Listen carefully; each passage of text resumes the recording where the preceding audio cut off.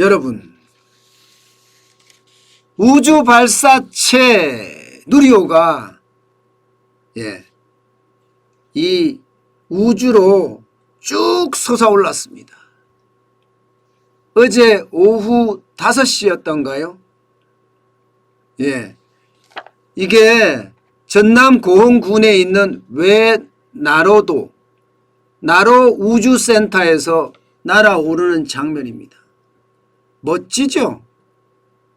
야, 대한민국에서 이런 우주 발사체가 우주로 쌓아졌다는 사실만 하더라도 여러분, 이것은 우주 독립선언의 아예 하나의 단초가 된 것 아닌가, 그렇게 생각을 합니다.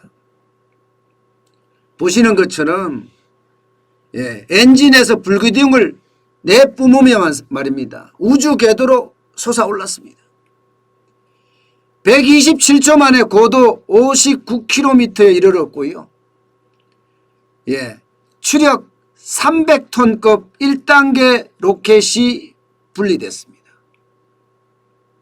그래서 바다에 떨어졌고요.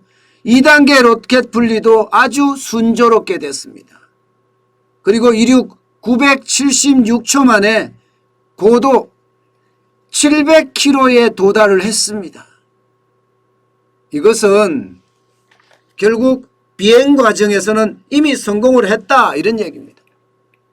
비행 과정은. 그렇지만 안타깝게도 3단계 엔진의 그 추진력이, 쉽게 말하면 엔진의 연소가 46초 빨리 끝나버렸어요. 46초만 더 이게 엔진의 어떤 동력이 살아있었다면 아마 전 세계 어느 누구도 못했던 첫 번에 우리 기술로 만든 발사체로 우리 위성을 쏘아 올려서 궤도에 안착시키는 그런 쾌거를 이루었을 겁니다. 그렇지만 46초 일찍 엔진이 꺼지는 바람에 사실은 실패하고 말았습니다. 결국 말입니다. 발사 과정은 순조로웠는데 궤도 진입에는 실패했다, 이런 얘기입니다.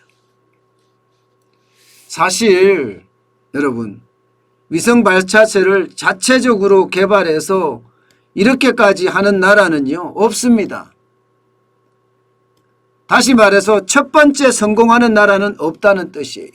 2번, 3번, 4번, 이렇게 여러 번 반복된 끝에 사실 성공을 하거든요.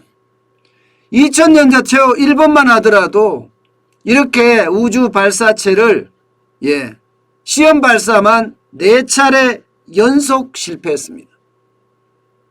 그 이후에 민관이 합동을 해서 결국은 성공시키고 말았던 그런 역사도 있을 정도입니다. 우리는 이제 첫 번째 실패했습니다. 그렇다고 여기서 끝나느냐? 그것도 아닙니다. 내년에 2차 발사를 지금 목표하고 있습니다. 5월쯤에. 그때쯤에 가면 또 우리는 성공을 기원할 수도 있지 않겠어요? 마지막 고비만 넘으면 되니까 이 마지막 고비를 넘어서 말입니다. 결국은 우주 강국으로 우주 독립선언이 낭독되는 그런 날이 올 거라고 저는 생각을 합니다. 여러분, 우주 독립선언, 쉽게 말하면 우주 강국은요, 지금 현재 6개국으로 꼽힙니다.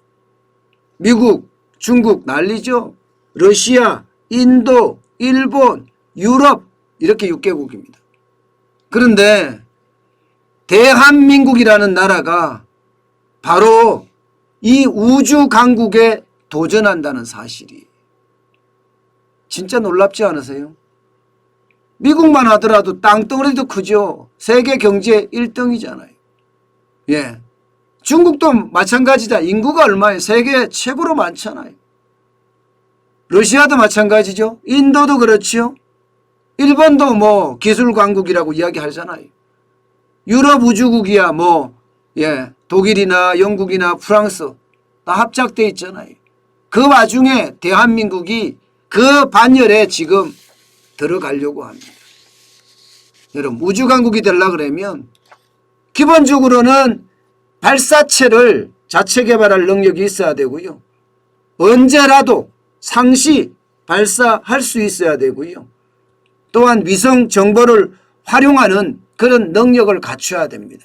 그래야지만이 우주 강국이라고 이야기하는데 아직까지 대한민국은 그 정도에 이르지는 못했습니다. 그 정도에 이르지는 못했지만 뭐 기본적으로는요. 발사는 성공했다. 궤도 안착은 실패했다. 예, 발사는 성공했다는 게 1단계, 2단계, 3단계 엔진의 연소와 이 페어링이라고 있습니다. 감싸고 있는 것. 이 페어링의 어떤 분리 기술 같은 것이 확보를 했으니까 머지않았다 이런 얘기예요. 머지않았다. 여러분 사실 대한민국의 어떤 우주항공산업은요. 추진은 이승만 대통령 때부터 시작을 했습니다. 그렇지만 돈이 없어서 못하고요. 사람이 없어서 못하고요. 기술이 없어서 계속 못했습니다. 그러다가 2009년 7월에 외나로도에 나로우주센터가 들어서면서 본격적으로 대한민국의 우주시대를 이제 살짝 열었다고 이야기할 수 있습니다. 그런 와중에 11년간 적어도 2조 자금을 투자해서 이 발사체가 만들어지고 이 발사체가 결국은 올라갔다는 사실이에요. 2013년만 하더라도 러시아의 도움을 받아서 우리가 위성을 쏘았거든요. 그런데 지금은요. 이제는 우리 스스로 쏟는 그런 엄청난 기술을 확보했다는 겁니다. 이제는 마지막 고비만 넘는다면 바로 요 고비예요. 3단계 점화. 3단계 점화. 여기서 46초가 더 버텼다면 여러분 결국은 위성 궤도에 진입을 했고 위성 궤도에 진입을 했었다면 아마 대한민국은 우주강국이 됐겠죠 벌써. 그렇지만 참 안타까운 사실이기는 한데요. 그렇다고 실망할 이유는 하나도 없습니다. 실망할 이유는.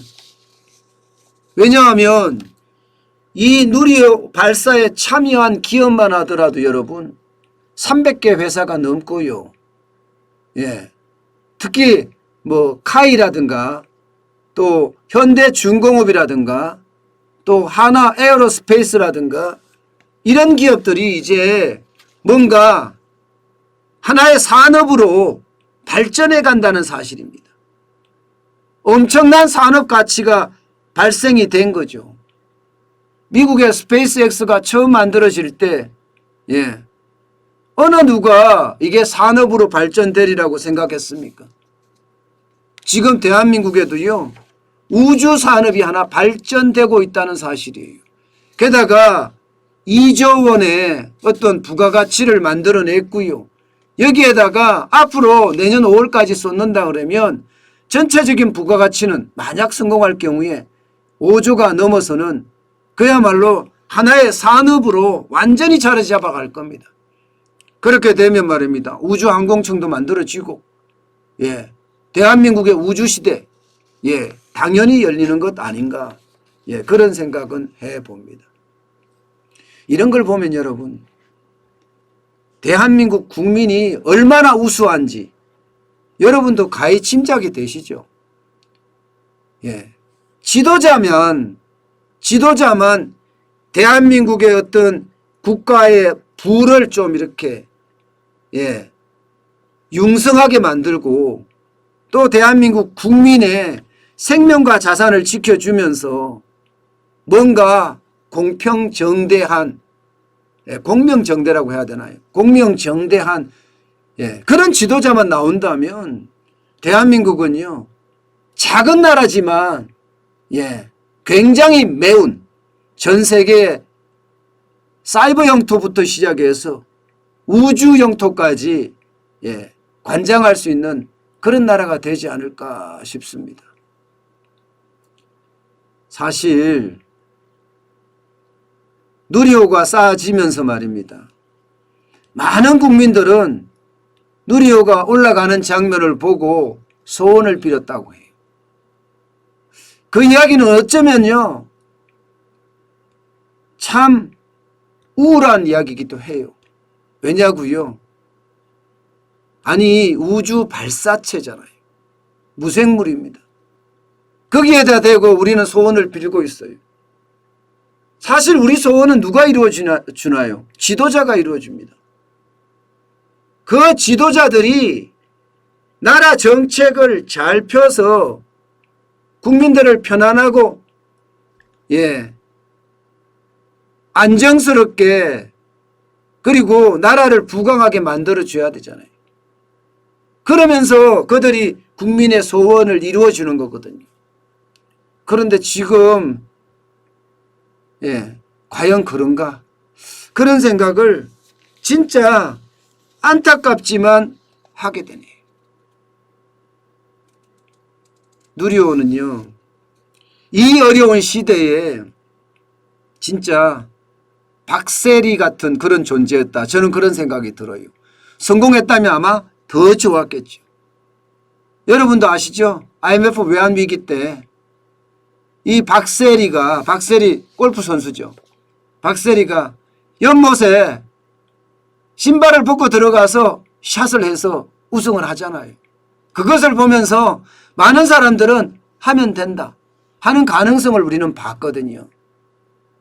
지금 누리호가 발사가 되면서 우리는 바로 박세리가 그 어려운 시기에 우리들에게 청량제를 줬듯이 누리호가 지금 우리에게 청량제를 주고 있는 것은 아닌가.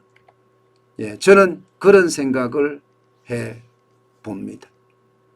제발 국민을 위한, 국가를 위한 지도자가 나왔으면 좋겠습니다.